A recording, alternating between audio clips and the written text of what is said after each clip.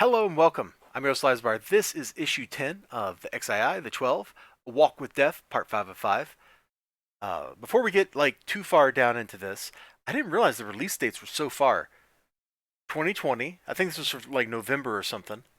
2021, February 2022.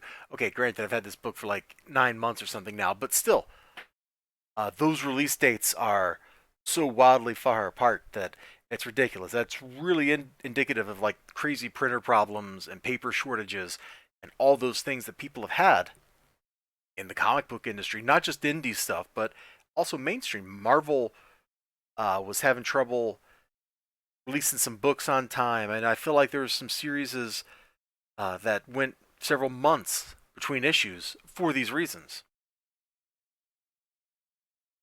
Let's look at this cover. Isn't it a great cover? I'm not going to comment on the cover, on the cover just yet. We are going to talk about the inside a little bit, and then we gotta get spoilery because I can't talk about this issue without spoiling stuff because so much stuff ties up together in here, and it has to be commented on. So the way the story is structured is this book and this book were kind of like the very long climax of the story. This is where it reached its real emotional peak, and it determined the course of his life and also his brother's life. Let's flip this open. We still have that green color scheme representing sickness and death. What's the title of the book? A Walk with Death. So it all ties together. This is how he views the world. He has been surrounded by death his whole life.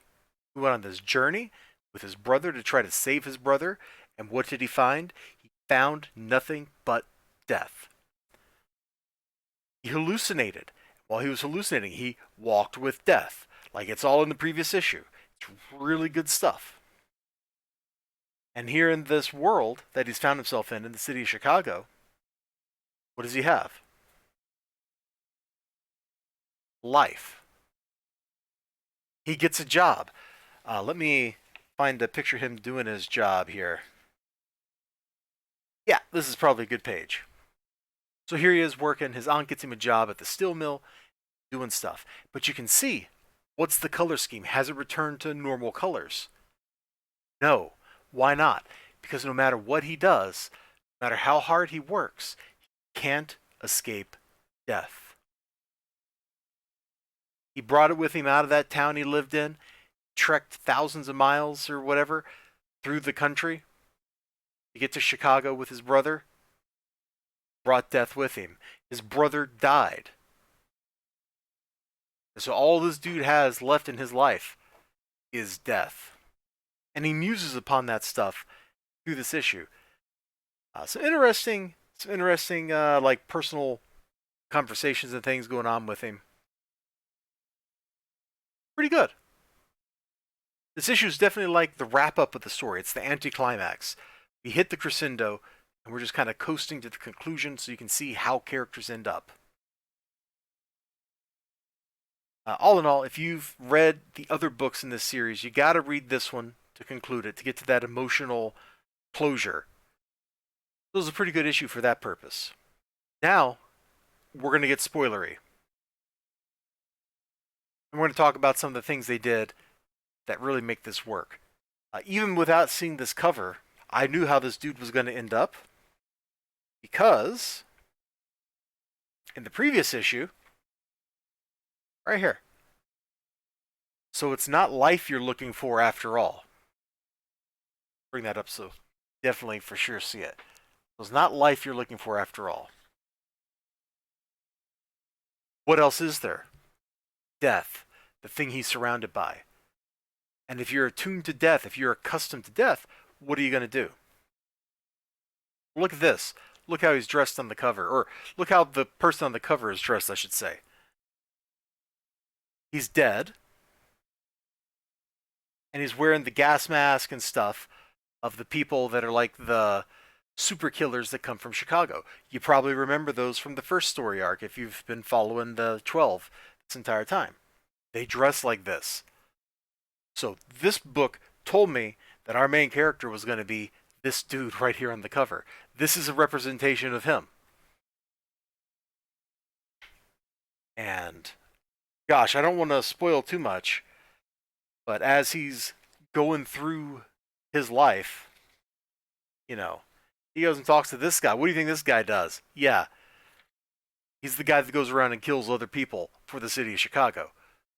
So our hero ends up embracing death to the point where not even making the weapons of death, which is what he was doing in the forge. He was smashing stuff together, making parts for guns, probably bullet casings, that kind of stuff. That wasn't enough.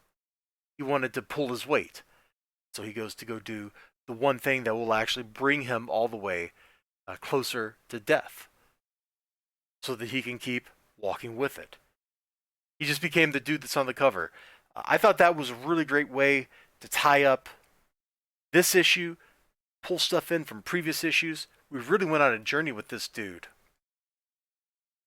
And way back in like issue 1 and 2, I didn't see where it was going. I didn't get it.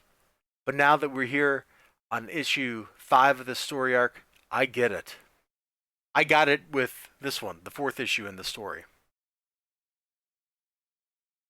It's really good stuff.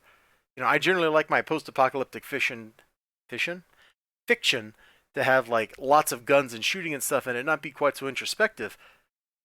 But this was pretty darn good. I had a fun time reading this stuff, connecting dots. You know, I had the push pins on the cork board, and I was like stringing red string back and forth, connecting the dots in my brain. And maybe I didn't need to work that hard because it kind of plainly spelled it out for you in this issue what was going to happen. But hey, whatever. I had fun, and that's the most important thing when it comes to this kind of material. So you all, if you have not checked out the XII, the first story arc, or this one, you absolutely should if you enjoy post-apocalyptic fiction. If you enjoy things where there's some mystery, where there's emotional journeys, where characters grow and they struggle, it's all here. You should probably check it out. That's it. I'm pretty sure we are now current with the XII. I don't know if there's more of this coming out ever. I don't know if these dudes still work with Alterna. I don't know any of that information. What I do know is I like the book. You all take care of yourselves. You have a great day, great night, great whatever you got going on. Hope to see you again next time. Until then, bye-bye.